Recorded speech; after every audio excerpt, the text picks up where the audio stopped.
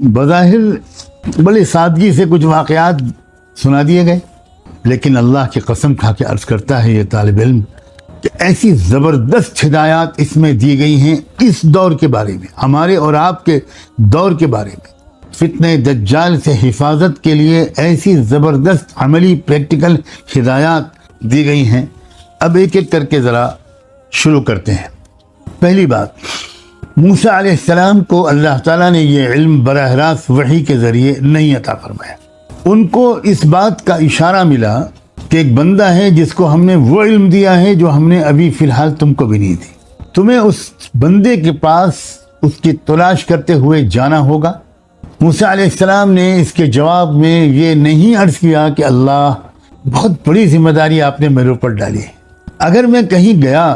کسی بزرگ کے پاس تو جانے اور آنے میں اور ان کے پاس قیام میں میرا اچھا خاصا وقت لگے گا،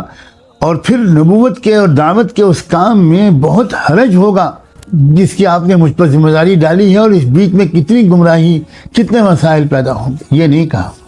موسیٰ علیہ السلام سمجھتے تھے کہ اب میں کن لفظوں میں اس کو ادا کروں، بہت محتاط ہونا چاہیے ان مضامین کا بیان کرنے میں۔ کیا محسوس ہوا تھا جو موسیٰ علیہ السلام کو کس چیز کی کمی محسوس ہوئی تھی؟ ایسا معلوم ہوتا ہے کہ موسیٰ علیہ السلام کو یہ محسوس ہوا کہ جس قسم کے حالات کا میں مقابلہ کر رہا ہوں، کتنے سخت ظلم کرنے والے حکمرانوں کے سامنے وہ کھڑے ہوئے تھے، کتنے چیلنجنگ حالات تھے، تو ان کو ایسا محسوس ہوتا تھا کہ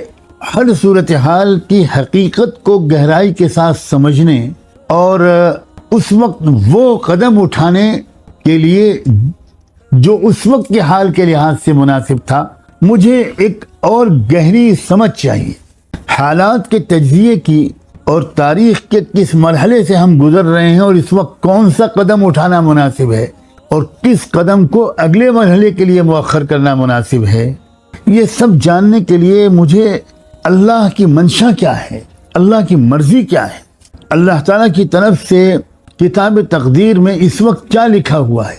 اس وقت کے حالات کے بارے میں اللہ تعالیٰ کی مرضی کیا ہے تکوینی۔ دیکھیں، اس بات کو سمجھیں کہ اللہ تعالیٰ کے حکم دو طرح کے ہوتے ہیں، اللہ کے ارادے دو طرح کے ہوتے ہیں۔ اللہ کی ایک ہے ارادہ شرعیہ اور ایک ہوتا ہے ارادہ تکوینیہ۔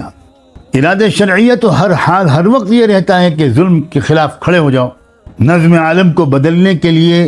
جو کر سکتے ہو کرو، یہ تو ارادہ شرعیہ ہے۔ لیکن دوسرا ایک ہوتا ہے ارادہ تکوینیہ کہ وہ اللہ تعالیٰ نے تبدیلی کا وقت کون سا لکھا ہے، کب ہے وہ وقت آئے گا جبکہ اللہ تعالیٰ کی تقدیر میں بھی وہ وقت آ جائے گا کہ اب ظلم سے نجات ملے گی اور سسٹم بدلے گا، ورلڈ آرڈر بدلے گا، نظم عالم بدلے گا۔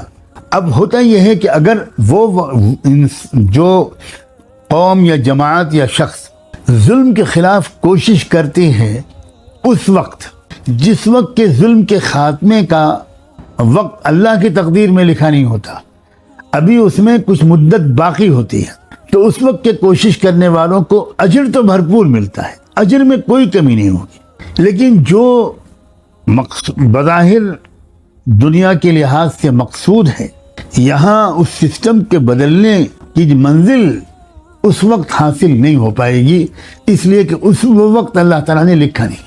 اب جو قائد ہوتا ہے، اس پر بہت غور کیجیے گا، جو اللہ کی طرف سے پسندیدہ مأمور قائد ہوتا ہے، اگر اس کو یہ بات معلوم ہو جائے معتبر ترین ذرائع سے کہ اللہ تعالیٰ کی طرف سے نظم عالم کی تبدیلی کا وقت اب آ گیا، تو اس وقت جو وہ اپنی قوم کو لے کر جدوجہد کرتا ہے، اس کے نتیجے بہت ہی زبردست نکلتے ہیں۔ تو اس قائد کو یہ علم بھی آنا چاہیے، اس قائد کو ایک باطنی نظر اس کے پاس ہونی چاہیے۔ اب اللہ تعالیٰ کبھی ایسا بھی کرتے ہیں کہ جو اللہ تعالیٰ کی تشریعی احکام کا علم لے کر آتے ہیں، اور اللہ تعالیٰ کیا چاہتے ہیں، حکم کیا ہے اللہ کا، جس بندے کو وہ عطا ہوا اسی کو وہ بھی عطا ہو جاتا ہے کہ اس کو ارادہ تکوینیہ کا بھی علم ہو جاتا ہے۔ اور بہت بسا اوقات ایسا ہوتا ہے کہ جو تکوینی لائن کے جو علوم والے ہوتے ہیں، جن کو ہم کبھی رجال الغیب کہہ دیتے ہیں، کبھی اہل خدمت کہتے ہیں، یہ ایک عجیب و غریب قسم کا عاملہ ہے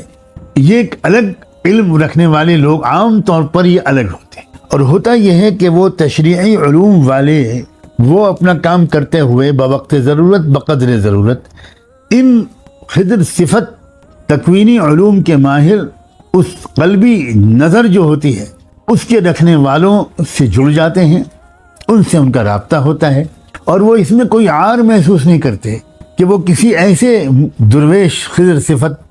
بزرگ سے وہ چیز حاصل کریں، وہ دولت جو اللہ نے ان کو دی ہے۔ موسیٰ علیہ السلام اولو العزم پیغمبروں میں ہیں، انہوں نے ایک بار بھی اللہ سے ہی نہیں کہا کہ اللہ پاک وہ علم لینے کے لیے آپ مجھے وہاں کیوں بھیج رہے ہیں، وہ علم مجھے آپ براہ راست عطا کریں۔ وہ اللہ کی تقسیم پر راضی رہنے والے لوگوں میں سے تھے، اور وہ راز سمجھتے تھے کہ ہے کچھ مصلحت اس میں اللہ کی۔ وہ فوراً چل پڑے اور بڑا لمبا پر مشقت سفر کر کے اس بندے کو ڈھونڈ نکالا۔ اچھا، ایسے بندے عجیب و غریب ان کے انداز ہوتا ہے، یہ کہاں رہتے ہیں، بالکل آبادیوں سے دور، کیا راز ہے اس میں، یہ دریاؤں کے سنگم اور دوآبے میں کیوں ملتے ہیں؟ کچھ لوگ ہوں گے آپ میں سے بہت کم جو میرے دوآبے کے لفظ کو سمجھے ہوں گے۔ یہ جہاں دو دریا ملتے ہیں ان جگہوں پر کچھ عجیب و غریب قسم کی روحانیت کیفیت ہوتی ہے۔ ہمارے ملک میں بھی جو بہت بڑے بڑے زبردست دینی مراکز رہنمائی کے قائم ہوئے وہ دوآبے کے علاقے میں قائم، جہاں گنگا اور جمنا ملتی ہے، اس دوآبے کے علاقے میں۔ یہ جو ہمارا رائے پور، سہارنپور، گنگو، تھانہ بھون، دیوبند، یہ جو علاقہ ہے یہ دوآبے کا علاقہ کہلاتا ہے، اور کسی اور کو مطمئن کرنا میرا کام نہیں ہے، اور یہ کوئی ایسا عقیدہ بھی نہیں اس کو قبول کرنا لازمی ہو، لیکن جن لوگوں کا اس علاقے کے تاریخ سے واقفیت ہے، اس علاقے میں جو مردان خدا، مردان آزاد پیدا ہوئے، مردان حر، وہ کیسی زبردست اندرونی نگاہ رکھتے تھے، کیا ان کی کیفیت تھی، کتنی گہری سمجھ رکھتے تھے، یہ پوری ایک تاریخ ہے۔ بہرحال وہ خدا کا بندہ موسیٰ علیہ السلام کو دوآبے میں ملا، اور انہوں نے اپنے آپ کو طالب علم کے طور پر پیش کیا، اور ایک لفظ بولا قرآن کی زبان میں، هل اتبعک علی ان تعلمنی مما علمت رشدا، کیا میں آپ کے ساتھ اس غرض سے چل سکتا ہوں کہ رشد کی جو باتیں آپ کو سکھائی گئی ہیں وہ آپ مجھے بھی سکھا دیں۔ ایسے معلوم ہوتا ہے کہ وقت کے تقاضوں کے مطابق کسی خاص قسم کی سوجھ بوجھ اور سلیقے کی ضرورت موسیٰ علیہ السلام کو محسوس ہوئی، اور اس کے لیے موسیٰ علیہ السلام نے اللہ تعالیٰ سے کچھ دعا مانگی، رہبری ہوئی، اشارہ ہوا، اور وہ اس گہری سمجھ بوجھ اور سوجھ بوجھ اور رشد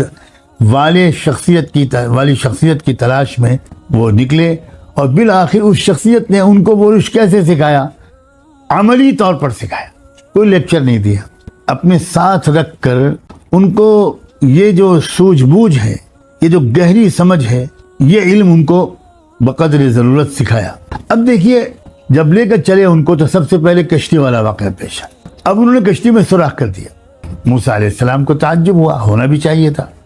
پوچھا انہوں نے کہ یہ کیا ہوا؟ اب موسیٰ علیہ السلام کو کیا معلوم کہ یہ میری تربیت ہو رہی ہے، تعلیم ہو رہی ہے، یہ مجھے کچھ سکھانے کے لیے کر رہے ہیں، مجھے کچھ راز بتانے کے لیے کر رہے ہیں۔ اب بعد میں انہوں نے جب بتایا تو اس میں انہوں نے یہ حل، یہ بات بتایا کہ دیکھو، سمندر پار یا دریا پار جس شخص کی حکومت ہے،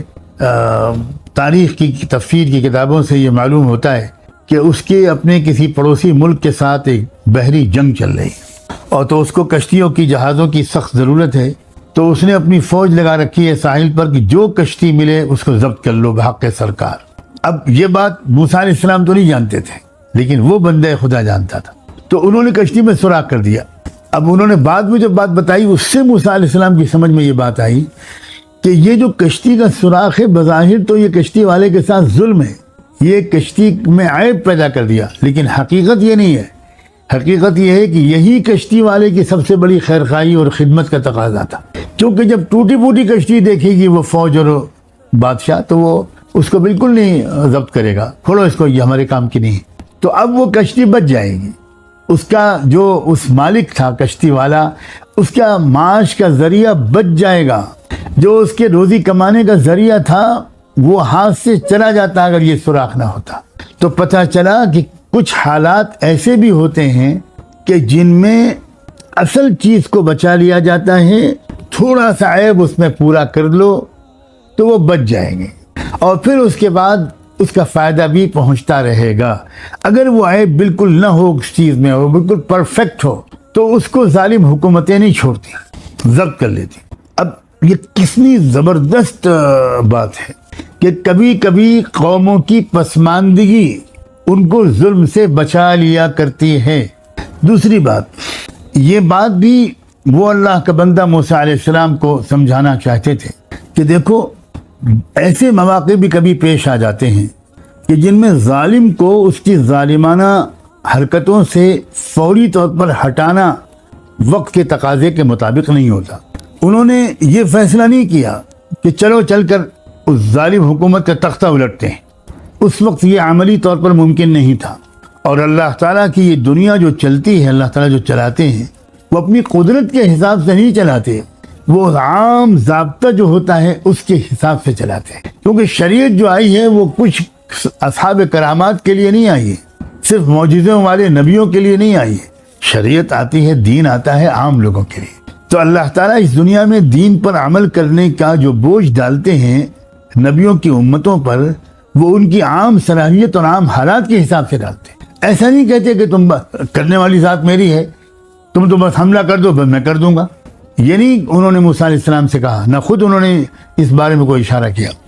بلکہ اس غریب آدمی کو بچا لینا، اس کے ذریعے معاش کو بچا لینا انہوں نے اس وقت کا تقاضا سمجھا۔ ابھی فی الحال یہ بہت ملین ڈالر قسم کی نصیحت ہے۔ قوموں کی قیادت جو کی جاتی ہے وہ خالی جذباتیت میں نہیں کی جاتی، خالی تمناؤں کے ذریعے، وشفل تھنکنگ کے ذریعے، اور صحیح لفظ بولوں تو رومانٹک اپروچ کے ذریعے، رومانی سوچ جو ہوتی ہے اس کے لیے نہیں کی جاتی۔ یاد رہے کہ اس قسم کی سوجھ بوجھ کے لیے خضر صفت اللہ والوں سے رابطہ ضروری ہوتا ہے، ان سے دریافت کرنا ضروری ہوتا ہے۔